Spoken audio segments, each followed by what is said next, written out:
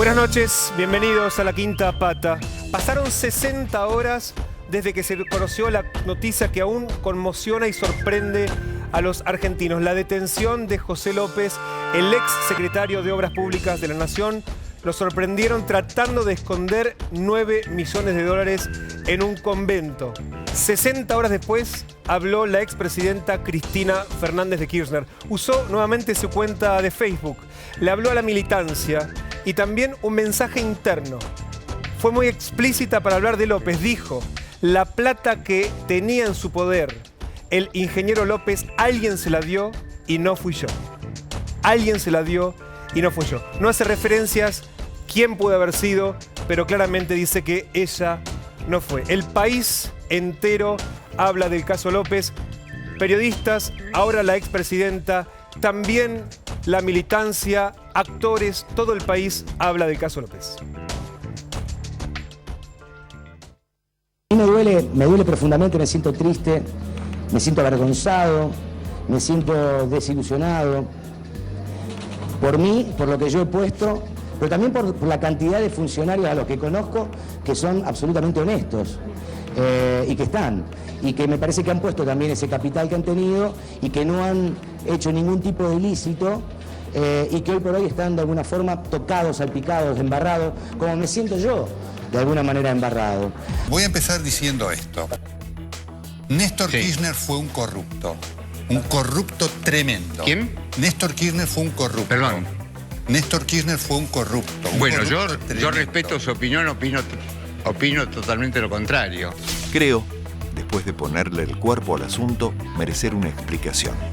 Pero no me expliques que ellos también son malos. Eso yo ya lo sé, por eso no los voté. No tiremos la pelota afuera. Hablemos de nuestros bolsos llenos de guita, de la gente, de nuestros traidores, de nuestros chorros. Y si querés un poquito de nuestros payasos chiquititos, de nuestros propios enanos de circo.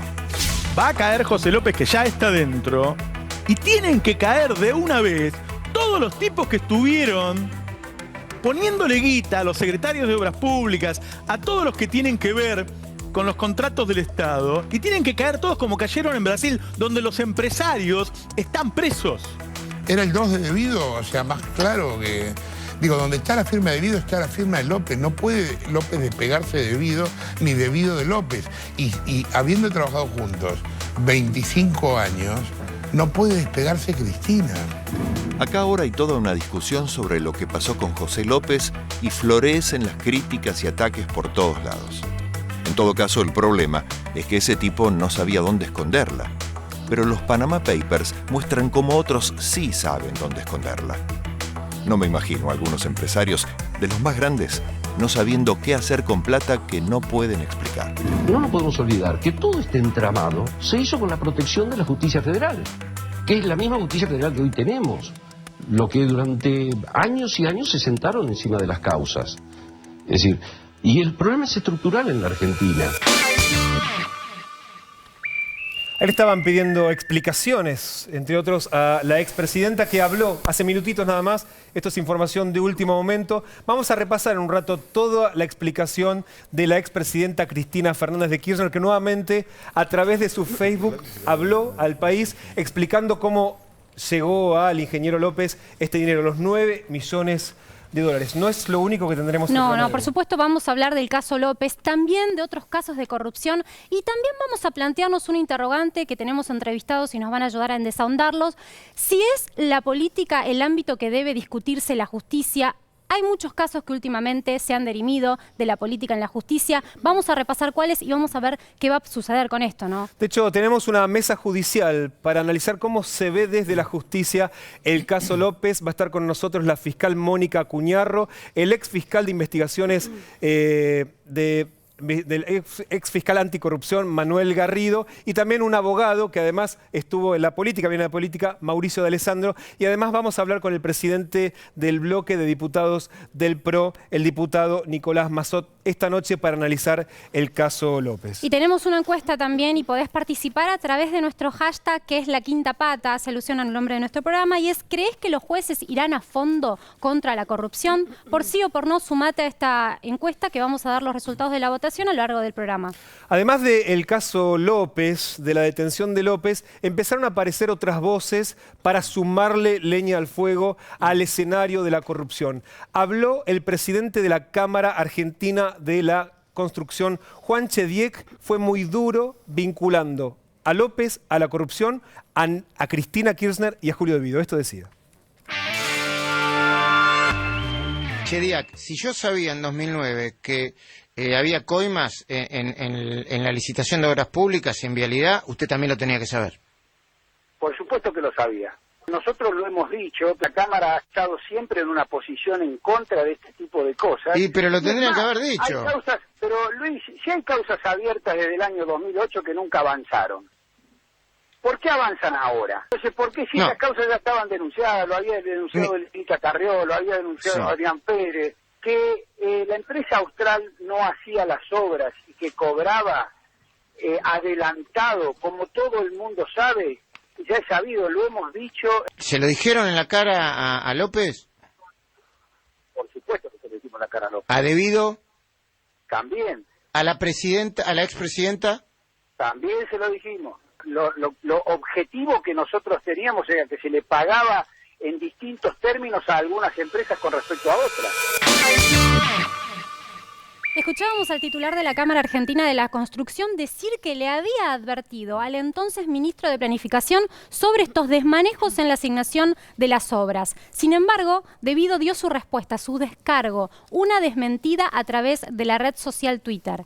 Y ahí tenemos algunos de los tweets de Vido para explicar su postura. Dice: desmiento taxativamente que Chediak me hubiera transmitido en forma personal a mí o a la presidenta Cristina Fernández de Kirchner, y acá hay que destacar que la arroba, es decir, la menciona como para que tenga alusión y se dé por aludida a Cristina, a pesar de su supuesta denuncia. Chediak no tuvo reparo en participar de la licitación para las represas Kirchner-Zepernik. En una UTE que integraba junto a Baez, Calcaterra, Sinodhidro y Enzuco por casi 5.000 millones de dólares. Acá menciona entonces al primo del presidente Mauricio Macri.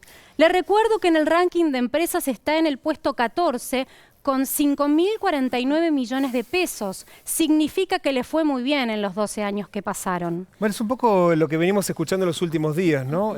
La manera de defenderse es acusar al otro. Sí. En este caso diciendo que el presidente de la Cámara Argentina de la Construcción dice, si él habla de sobreprecios o de licitaciones amañadas, él fue socio en una licitación junto a Lázaro Báez y a otros empresarios y también al primo del presidente de la Nación. Estamos hablando de Calcaterra. Este es el descargo que hizo Julio De Vido, que recordemos, es diputado de la Nación, ayer no fue a trabajar. Fue una sesión larguísima, él no estuvo y todavía no se enfrentó a la prensa para explicar qué pasó con su inmediato inferior, con quien era el secretario de Obras Públicas, que fue sorprendido con 9 millones de dólares. Pero le respondió a Chediak porque, claro, le había hecho una acusación muy fuerte. Aparte, digo, el kirchnerismo evidentemente está usando las redes sociales para dar a conocer su postura. Cristina, ahora, antes, hace un instante también De Vido. Bueno, no sé si es el mejor ámbito para hacer una descarga de semejante tamaño. Tenemos ahí la carta de la presidenta, la expresidenta, a través de su cuenta de Facebook. ¿Qué dijo Cristina Fernández de Kirchner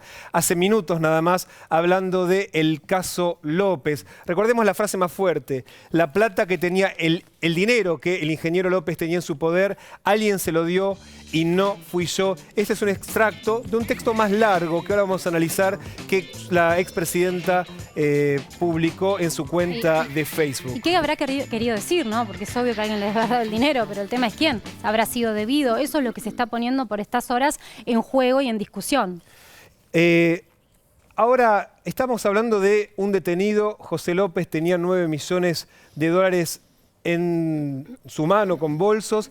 Ahora, ¿es el único López que existía en el gabinete de Cristina Fernández de Kirchner, específicamente en el Ministerio de Planificación Federal? Ignacio Liberarol, buenas noches. ¿Cómo están? Hay un nombre, un personaje que todavía en este escándalo no fue mencionado y que puede salir a la luz en las próximas semanas. Es Roberto Barata. Es el secretario de Control y Gestión durante la gestión, digamos, de Julio De Vido en Planificación Federal. y es el que manejaba los temas más importantes del ministerio, sobre todo en la relación con las empresas y en el sector energético. Lo que tuvo es un vuelo gigantesco en pocos años. Llegó, dicen, vendiendo quiniela para el ministerio cuando se preparaba para asumir en 2003 y el ministerio se reunía en Recoleta, en el bar Molière. Él se encargaba de hacerle llegar los boletos de quiniela a los funcionarios y Néstor fue el que le pidió a Devido que lo llevara al ministerio. ¿Vos decís que un ex quinielero se va a transformar en el próximo López o puede ser el próximo López? Exactamente, porque fue el encargado justamente de hacer los negocios multimillonarios de la gestión del ministerio durante estos años. O sea, lo que pasó fue que en este tiempo, especialmente entre 2008 y 2012, Roberto Barata realizó las compras justamente cuando la YPF se hizo estatal. O sea, las compras de gas que se hacía a otros países, por ejemplo, a España o a Venezuela, Roberto Barata era el que decidía las contrataciones y el que manejaba una suma de dinero muy importante. Un rol clave, básicamente. Sí. Jessica Bossi, buenas noches. ¿Cuál ¿Qué es tu tal? dato Buenas hasta ahora noches. con todo lo que está sucediendo? Bueno, quiero retomar lo que está pasando ahora, que es la repercusión y lo que implica la carta de Cristina Kirchner, que había todo un operativo clamor dentro del propio kirchnerismo para que Cristina hablara. Claro. Digo, y quiero leer una partecita de la carta, son 6 párrafos que ella publica en una carta muy concreta en Facebook, que dice: quiero dirigirme a los que son y se sienten parte de este proyecto. Es un mensaje a su militancia. No le está hablando al gobierno, a la justicia, en general a todos los argentinos, sino ella está recogiendo el guante de aquellos que hoy, incluso Ricardo Forster, un filósofo que fue funcionario, pedía explicaciones públicas por parte de la presidencia, de la expresidenta. Entonces ella está respondiendo un poco a esto. Y 2 datitos más. Uno, que obviamente dice: el dinero que tenía López no se lo di yo, hay que investigar, pero hay que investigar también a la parte privada. Digo, ese es un mensaje y una bandera que está plantando ahí. Muchos nos estamos preguntando por estas horas qué va a pasar con el dinero que se encontró en manos de López, esos casi más de 8 millones de pesos. Olivia, buenas noches. Sí, esos 9 millones de dólares que se llevaron al Banco Provincia y quedan ahí en caución mientras se lleva adelante la investigación. El tema es cuándo puede el Estado hacerse cargo de esos fondos. Si se prueba que vienen de la corrupción, ¿cómo puede recuperarlos? Y lo cierto es que hasta que haya una condena no se pueden tocar esos fondos. Esos quedan, digamos, a disposición de la justicia durante todo el proceso judicial. Cuando hay una condena, sí la hay, porque suelen ser pocos los casos de corrupción que finalmente llegan a una condena, esos fondos pasan a ser parte de la justicia, del presupuesto judicial. Y es la Corte Suprema la que puede decidir a qué los destina y no tiene por qué informarnos qué hizo con esos fondos. Santiago Fioriti, buenas noches. ¿Qué tal? Bueno, Macri dio la orden de acelerar 2 leyes, la ley del arrepentido, la famosa ley del arrepentido, y la ley de extinción de dominio. 2 leyes que estaban de algún modo cajoneadas. Bueno, Macri desde Colombia avisó: las quiero rápido después del escándalo López. ¿Qué va a hacer el gobierno? El miércoles ya va a estar el proyecto y se va a comenzar a discutir en comisiones en la Cámara de Diputados. Son 2 leyes importantes. Según me dicen a mí en la Casa Rosada, Macri ya se aseguró el apoyo del Frente Renovador de Sergio Massa. Tal vez hablaron entre ellos. Pero la gran duda es qué va a hacer el Frente para la Victoria, que se opone tenazmente sobre todo a la ley del arrepentido, que implica juzgar, investigar a aquellos que cometieron delitos de corrupción en funciones públicas. Cerramos la ronda con Diego Schulman. Bueno, tengo malas noticias en términos judiciales para el kirchnerismo. Nuevas malas noticias, porque Servini de Cubría ya tiene redactado el procesamiento de Aníbal Fernández, de Capitanich y también de Abal Medina, entre tantos otros, Luis Segura, titular del AFA, y esto tiene que ver con el manejo irregular de los fondos del gobierno precisamente para la AFA. Esto es una denuncia que había impulsado en su momento la legisladora Ocaña y ya la decisión de Servini de Cubría está redactada y simplemente falta que se conozca públicamente. Bueno, ya tenemos a nuestros invitados en el piso. Buenas noches, Alessandro Cuñarro, Garrido. Hola. ¿Cómo se vive desde la justicia? Tenemos un abogado penalista, exfiscal, fiscal actualmente. ¿Cómo se vive desde la justicia esta situación, el caso López? Digo, tendría que haber dicho para mí no penalista, sino panelista. Es una... Ambas cosas, pero ¿no? este es el terreno que más me gusta, ¿no? Porque escuché esta mesa cargada de buena información. A Cristina le falta, más que hacerse la chancha renga, decirle a López, en lugar de ingeniero, el chorro de López, que sería algo que podría cambiar un poco la imagen de la sociedad. Hace 2 o 3 días tuve un encuentro con su núcleo más duro de Paladar Negro, todavía no había pasado lo de López, y ella ya les decía: hay que dar la imagen a la sociedad y enfrentarte a esto. Ha habido mucha corrupción en nuestro gobierno. Dijo para adentro Cristina. Es el camino que piensan transitar, el camino que también va a transitar es hacia la cárcel y va a ser un camino plagado de espinas y largo. Por lo tanto, yo creo que está preparada, es otra Cristina de la que vimos hace 2 o 3 meses gritándole a los jueces en Comodoro Pi, y por supuesto hay muy pocos jueces ya que permitirían hoy colgar una bandera que diga la Cámpora en Comodoro Pi. Perdón, Alessandro, decía que el camino del expresidente es hacia la cárcel. Sí, por supuesto, es hacia la cárcel, es lento, es casi te diría una agonía, y no es un camino erguido. Increíblemente, porque el kirchnerismo se fue erguido del gobierno, se fue muy erguido del gobierno, por estos desaciertos de algunos que ellos pensaban que eran sus mejores soldados. De López, a López le decían el loco. Hablaba recién muy bien sobre Barata, pero Barata era subestimado por López. Barata fue perdiendo poder porque López mandaba. Y no nos olvidemos que López era, cuando los intendentes de toda la Argentina venían, ya Kirchner no era presidente, y en las oficinas de Olga Cosentino y Buenolivo sentaba a Lópezito al lado y le decía, vos anotá, Lópezito. Intendente, me han contado a mí, le pedían una cloaca y él anotaba las obras. Es decir, ya no puede el matrimonio, obviamente, Cristina Kirchner, pero no podría tampoco Néstor Kirchner desconocer que este era su mejor gerente y que si se afanó algo, si se robó algo o alguien le dio plata, independientemente de quién haya sido, fue con su aquiescencia. Y perdón, una última cosa, falta la Iglesia, falta el mea culpa del Papa, que despidió con gloria al obispo Di Monti, que había montado en Luján Mercedes, en la arquidiócesis de Luján Mercedes, una financiera ilegal que funcionaba dentro de los conventos. Doctora Cuniarro, buenas noches. ¿Cómo se ve desde la justicia el caso López? Bueno, yo tengo que tener limitaciones para hablar porque justamente desempeño un cargo dentro de la magistratura. En segundo lugar, no voy a hacerme cargo de toda la justicia, pero me gustaría, en devolución a lo que dijeron sus colegas, que es muy rico, por ejemplo, lo que dijo Olivia, ¿no? ¿Qué pasa con el tema de los bienes? Hay que ser muy cuidadoso con eso. Yo coincido con ella en cuanto a que a mí me parece que un elemento importante que la justicia penal tiene que tener es justamente ir por los bienes, y es ir por la ruta de los bienes, tomar esos bienes y ver qué es lo que se hace. Lamentablemente, desde el 90 hasta ahora, la Corte Suprema tiene una comisión en el aire que maneja esos bienes, que debería, en lugar de estos proyectos de ley que para mí son complicados de implementar para la justicia y para las causas, y ahora voy a decir por qué, dar una vuelta de tuerca con respecto al tema de los bienes. Si la plata de López, digamos, se la robó de las cloacas, ¿no podía parar las cloacas? Digamos, a darle agua potable al que se la robó. Justamente para eso, justamente por eso coincido con lo que Olivia hace, con el tema que Olivia toca, por 2 razones. Porque es importante para nosotros, cuando investigamos, ir por la ruta del dinero y tener herramientas que hoy no existen, porque lo que es una comisión en la cual la Corte depende de lo que el juez le informe, que decomise la noticia sobre el bien que tiene, y tampoco se puede disponer hasta tanto haya una sentencia. Y con respecto a los proyectos que el presidente pidió, yo le digamos, hablo desde el rol de la justicia, ¿no? Siempre damos un ejemplo. Si yo tengo una gran organización, que es una organización se puede usar para cualquier delito complejo, sea narcotráfico, corrupción, cuando uno arma una organización paralela a la estatal para justamente establecer una ruta paralela de dinero, en la figura del arrepentido, como si fuese una solución mágica.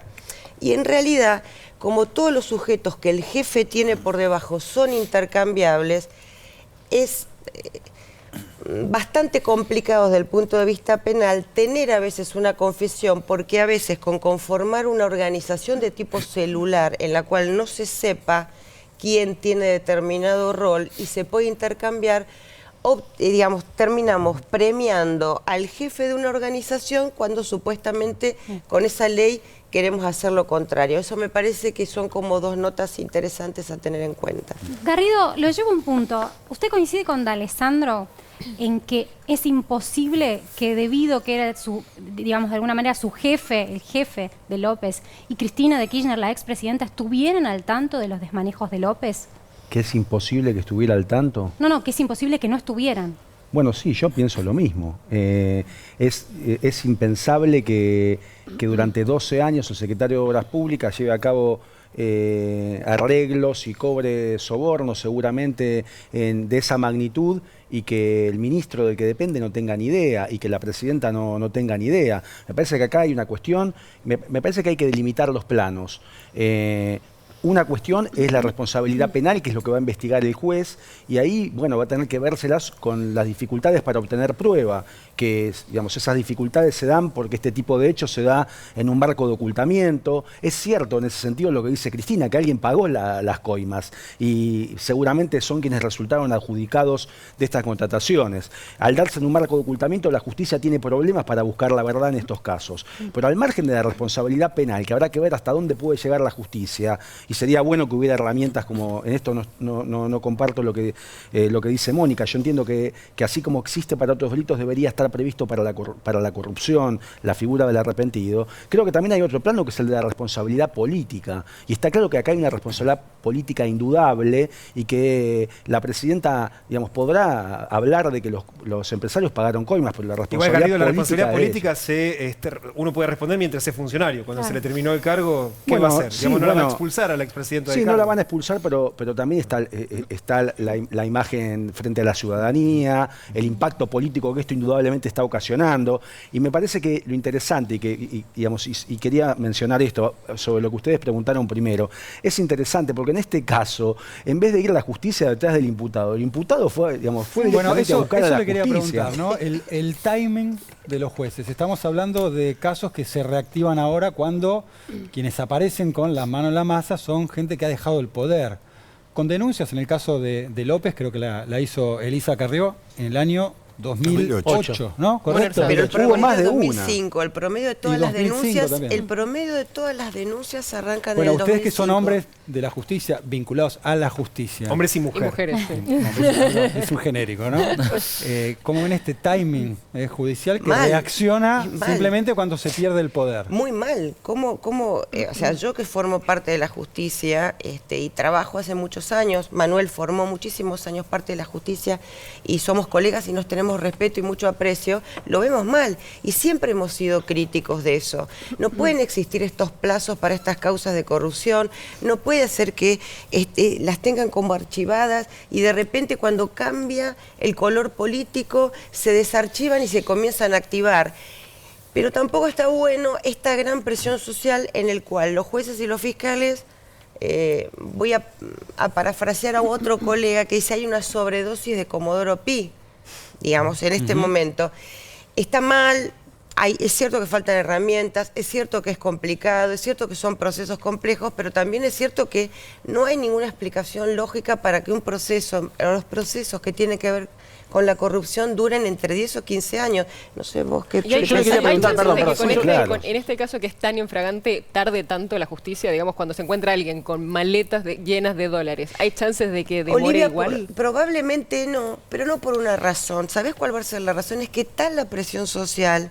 Me gustaría Pero decir está bien, que pero no. perdón, la presión social existe porque la corrupción viene de hace mucho tiempo, la gente está cansada, todos estamos cansados de la corrupción. Sí. En todo caso, lo que hay que dar es respuesta. Por ejemplo, Rafecas, ¿es un juez confiable para ustedes? Es buen juez. Sí, ok. Es buen juez, yo no tengo nada para decir. Pero hubo algo, pero acá... en este silencio de estos años, sobre todo de los jueces, ¿hubo algo de complicidad en el manejo sobre todo de estos temas sensibles? Bueno, yo no he tenido oportunidad en este canal, pero en otros programas o en ámbitos como la universidad, he hablado de que el armado de la justicia, cuando hablo de la justicia, porque hablamos así de toda la justicia, es concretamente de la justicia federal, a veces tuvo que ver con lo que era la escudería Estiuso, y eso fue muy malo en la década del 90, y en el gobierno que se ha retirado fue peor. Pero yo digo, para explicarnos, Mónica, por qué avanzan las causas, no, es muy simple, porque por primera vez en muchísimos años el Ejecutivo no metió mano en la justicia.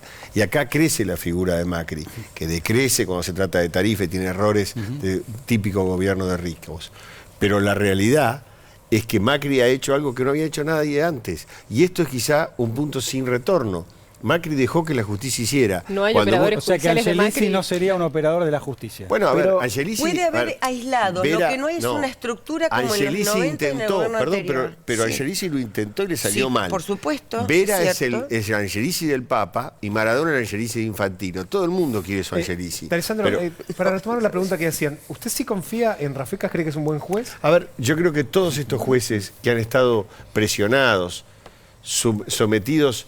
Rafecas era un gran amigo de Bonafini y terminó llevando adelante la causa contra Joe Klender. Hoy acaba de citar a 39, Sí. a 39 imputados, donde vamos a encontrar colores, todavía no se vio la lista, porque la gente no la puede...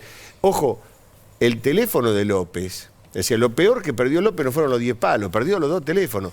Hay gente que no está durmiendo en la City. Hay tipos que están buscando abogados. Este fin de semana largo va a ser para los abogados que cobran mucho, un éxtasis.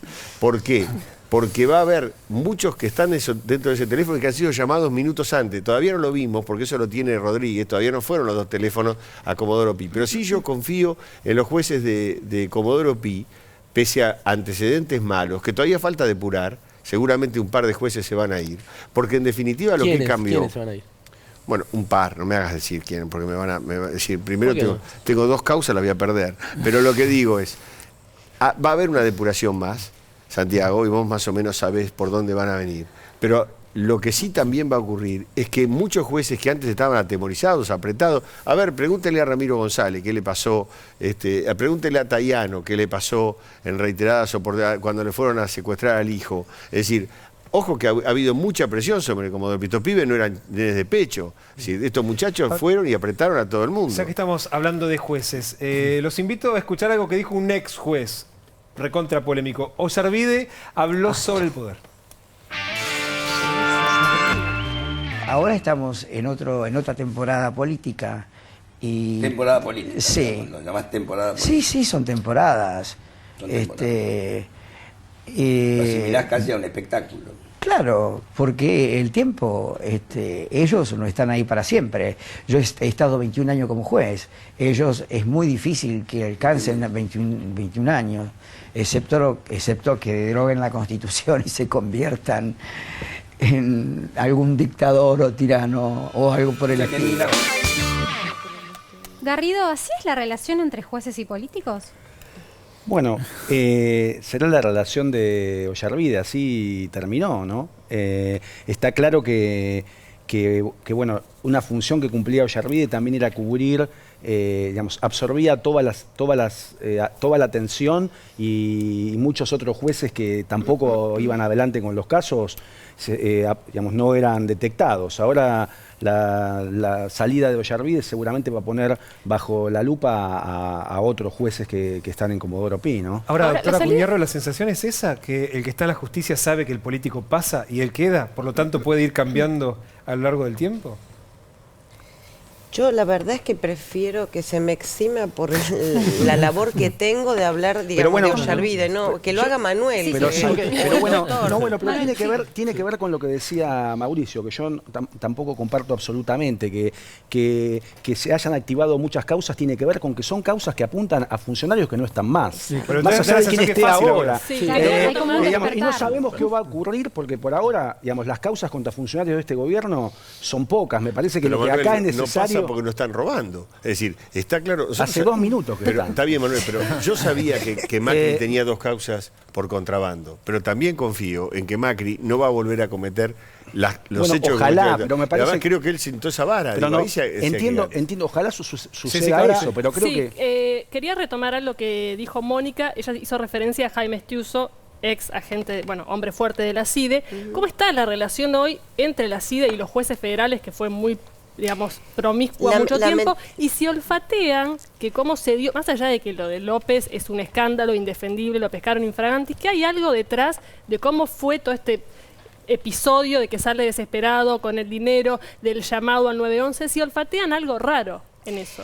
Bueno, yo creo que para el actual gobierno debería ser una foto cotidiana, pensar cómo terminó Menem, que terminó preso por el juez. Un ratito. No, quiero decir, en cuanto a lo que me está preguntando Jessica, que tiene que ver con las relaciones carnales, como yo las denomino, entre algún sector de la CIDE y algún sector de la Justicia Federal. Este gobierno debe tener la foto de cómo terminó Menem, porque Menem terminó siendo detenido por el juez que formaba parte de ese grupo. Y también la misma foto debería tenerla el anterior gobierno, porque los principales problemas judiciales también los tuvo como parte de esto. Porque ¿qué pasa? Cuando uno empieza a darle roles y funciones a la Secretaría de Inteligencia, que no tiene que tener una función judicial salvo para ser auxiliar en contados casos, pero no puede hacer actividad judicial, no puede recabar medios de prueba, etcétera, y uno empieza a crear a un monstruo, Jessica, que después se maneja unilateralmente. No sé si con esto contesto parte de lo que vos eso abona preguntás. la teoría de que están casados con el poder. Y cuando el político de turno termina ese cargo, termina con ese cargo, ahí actúa la justicia. Pero Diego, no le podemos echar la culpa hoy a Estiuso, que vino en febrero. Pero está bien lo que apunta Jessica. Sí, Macri no es un ingenuo, no es de la Rúa. Sí, muchachos, apréndanlo. ¿Por qué? Porque en enero fue la AFI, esta AFI desmembrada, porque estos tipos la coparon con 20 pibes y se robaron hasta los últimos archivos, de todo, dejaron 2 papelitos. La AFI se reconstruyó con gente de la Policía Federal de Inteligencia, que es la que armó, digamos, los grupos abajo, pero fue la AFI la que le dijo dónde estaba Esquilás y los dos de la Nata. Es decir, fue, la Nata y los Esquilás. Es decir, hubo dentro de ese esquema una intervención muy importante de la AFI, y la hubo ahora seguramente con la captura de López. ¿Vos qué olfateás ahí? Por ¿Hay supuesto, algo a ver, extraño? alguien le dijo, alguien lo volvió loco, y no descartemos a sus propios abogados anteriores que le dijeron te van a allanar. Esto pasa, te van a allanar, y el tipo salió corriendo. Pero la captura fue parte de ese mismo procedimiento. Digo, ven detrás de la Es lo que fue la AFI captura tiene que hacer inteligencia Yo no lo criminal. descarto. Tiene que hacer inteligencia criminal. ¿Por qué florecieron los secuestros extorsivos y por todo el conurbano? Que, es decir, solo Paul Starr, que es uno de los mejores fiscales que hace antisecuestro en 3 de febrero, una oficinita así, ha tenido 30 casos en lo que va del año. ¿Y por qué? Porque la CIDE, ex-CIDE, la usaron para perseguir políticamente a la gente, en lugar de usarla para hacer inteligencia criminal, porque la inteligencia tiene por su propia ley. Pero los secuestros florecieron ahora.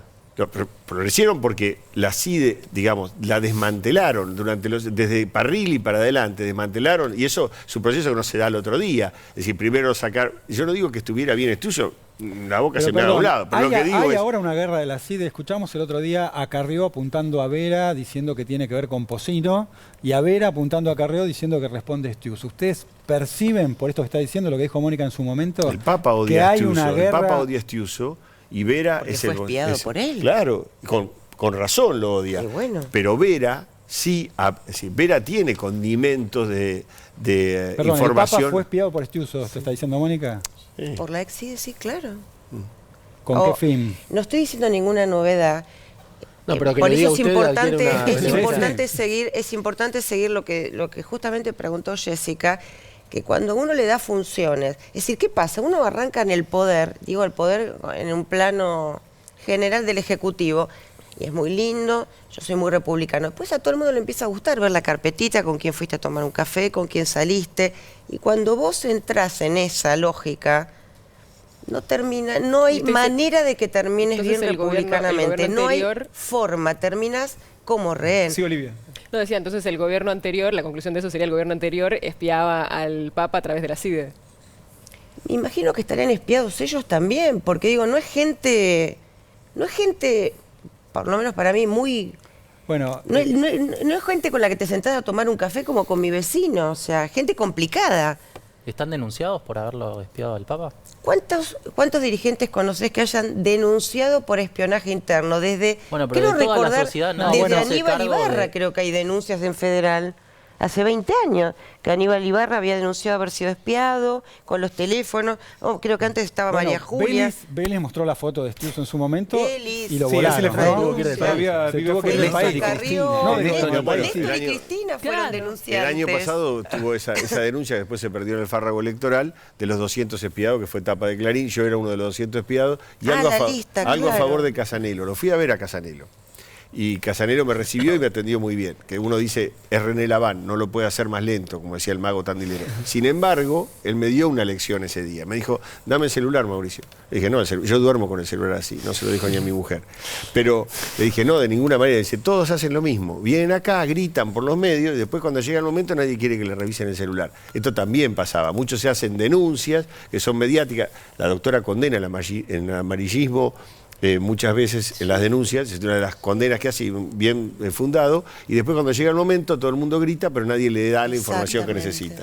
¿Y les parece que alcanza el marco legal actual como para proteger a testigos de casos de corrupción que puedan llegar a llevar el caso a la justicia o hay que impulsar alguna ley? No alcanza, pero además de eso te diría que más que el marco no alcanza la operatividad. Es decir, vos revisás las leyes, el código dice el Estado protegerá al testigo, se comunicarán con la oficina tal del Ministerio de Justicia. Olvídate. No hay ningún marco, o sea, no hay ningún marco sólido de protección de testigos en general y de testigos de corrupción en particular. Algo que la Argentina debería tener, porque las normas internacionales contra la corrupción establecen que tiene que haber protección de testigos y de denunciantes. ¿Y por qué se demora tanto el tratamiento? Y porque no hay ningún interés. No hay interés ni plata, sale mucho dinero, las dos en la Oficina Anticorrupción en el año 2003 elaboramos un proyecto de protección de testigos y denunciantes. Y nunca el Poder Ejecutivo lo mandó al Congreso, y los que presentamos proyectos de ese tipo en el Congreso en estos 12 años tampoco fueron tratados. ¿Y en ese marco qué esperanza hay de que si se pasa una ley del arrepentido alguien quiera tenerse realmente si después no tiene seguridad? Una vez que haya... No hablemos solo de arrepentido, hablemos de identidad reservada. Son dos cosas distintas. O sea, por un lado... Pero si es que la justicia no tiene la capacidad de proteger a las personas que se presentan, incluso a alguien que haya sido detenido, si denuncia, está denunciando a sus superiores o a quienes fueron sus superiores. Bueno, por eso es un problema. O tenés el superior con el inferior. Por eso digo que tiene que ser muy cuidada en la comisión esa ley, tiene que tener sus límites. O sea, tenés que pensar... ¿Por qué digo esto? Y Manuel no está de acuerdo conmigo, yo no estoy de acuerdo con él, porque es una herramienta que mal usada vos terminás premiando al delator, al buchón, al que te cuenta las cosas. Ahora, por ejemplo, ¿Fariña puede terminar siendo premiado? Y ya fue premiado. Ya fue premiado, si no, no estaría fuera de la cárcel. Si habla Báez y dice hacia arriba, hacia los costados, no creo que vaya, podría, pero no creo que vaya a hablar. Tres disposiciones, lavado, terrorismo. ¿Es información o un supuesto? No, es un presupuesto como fiscal. ¿Y creo que no le conviene. ¿Por qué no le conviene? ¿Podría tampoco? Tampoco. ¿Por qué a López no le conviene hablar? No le conviene porque conozco a mis colegas fiscales, a los que tienen las causas, no les conviene que se sienten a hablar con ellos. No, le convendría subir una ley, que le ofreciera reducirle la pena. Pero no existe eso. Pero no existe. Pero si lo acusan por lavado de dinero, puede ser. ¿Qué? Si lo acusan por lavado de dinero y no por acto de corrupción. No van a hacer pero a ver, Báez, ¿por qué Báez no canta? Porque el fiscal Marijuán, que es el hombre pala, que se la pasa cavando por todos lados, tuvo la desgracia. Mario Bros le decimos. Bueno, no, eso no. Pobre, a ver si puede enojar conmigo. Pero además es el fiscal que más ha puesto la prueba contra todo y se ha comido amenazas y hace años y lo hace, y no es que lo ha hecho ahora.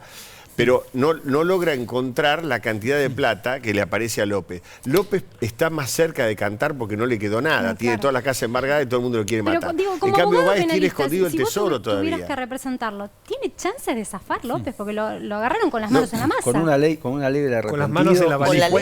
Y si cuenta de dónde salió el dinero, sí. Con ley del arrepentido zafaría. Por eso debe haber varios que están preocupados si sale esa ley. Pero ya que hablamos de corrupción, le quiero preguntar si entienden lo que son las cuentas, esto que ha salido en los Panama Papers, como parte de un procedimiento de corrupción, y si entienden que está bien la salida de la titular de la oficina de corrupción defendiendo de alguna manera que los empresarios, la gente tenga cuentas en el exterior. Mira, ellos que son abogados, que no son fiscales, te van a decir que no hay nada delictivo. Yo que sigo ahí, acá te voy a decir, es complicado.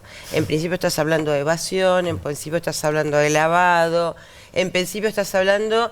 Es decir, no hay un montón de gente, salvo en el barrio donde vive el doctor, de gente que tenga empresas offshore en un cuarto del barrio. O sea, no entiendo esta cosa de que es lo más natural del mundo, pero entiendo que es una visión sesgada la mía, producto de tener una cabeza formateada como fiscal. Pero, Mónica, está muy bien. Vos, además es raro porque la doctora, que es una fiscal implacable, tiene limitaciones legales que muchas veces la gente, nosotros no tenemos. Sí. Gritamos y pedimos que se vaya más allá de lo que la ley. Cuando ella habla del buchón, del arrepentido, es una figura que entraña mucho Sí, igual peligro. nos está trayendo una muy mala noticia, digamos, al ciudadano que se ilusiona con la posibilidad de que alguien hable y cuente.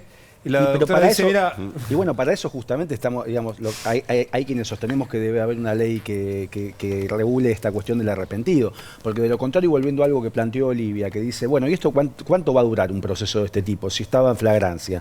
Sí, estaba en flagrancia la tenencia del dinero, pero si no hay información sobre de dónde vino el dinero, el caso va a terminar como un caso de enriquecimiento ilícito. Lo mismo que pasó con la ministra de Economía, que le encontraron una bolsa de dinero, salvando la distancia del monto del dinero. Pero no se va a ir más terminó en arriba. una condena, pero nunca se pudo saber No de ayuda dónde que había haya- salido la plata. Se infirió que había salido por lo menos de una etapa anterior. Y aquí, si no hay ningún incentivo para que López diga de dónde salió el dinero, el caso va a terminar de la misma manera, con una condena por enriquecimiento ilícito. A mí, importante, más allá de la condena, o sea, yo no creo en las grandes penas espectaculares. A mí me parece que lo que realmente es importante es tener una...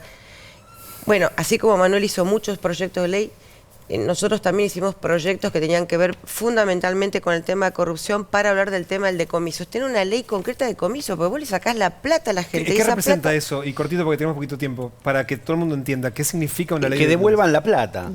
esa plata que en Más este momento concreto tiene imposible. embargada y que va a una nube de Úbeda, como dijo Olivia, está ahí en la corte que no sabemos para O sea, qué si se era usan para los agua coches, potable, que vaya para agua potable. no se le devuelve más.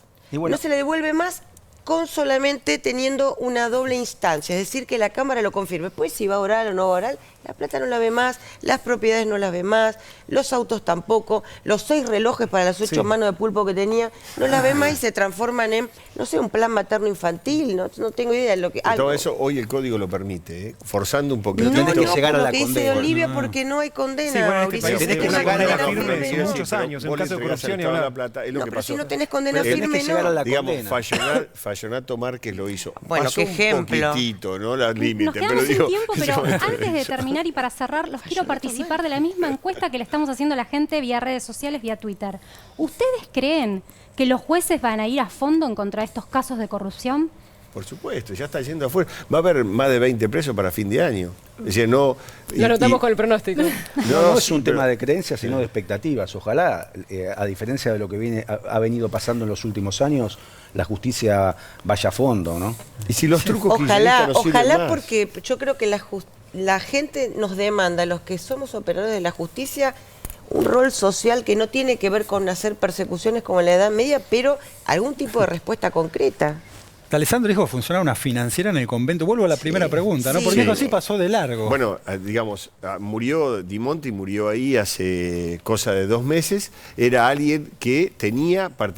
Eso era Voz Populi en el partido de Gerardo Rodríguez. Pregúnteselo a Santiago Tenía fama de Nino. muy buen recaudador. Sí, y no, además recibía cheques, jugaba con las cosas financieras. No está mal, porque esto es una patria financiera, pero sí había claramente en esos conventos. Es más, hay quienes, como el intendente de Curgar de Rodríguez, dice que habría que mirar todos los conventos de la diócesis porque realmente se jugaba con plata.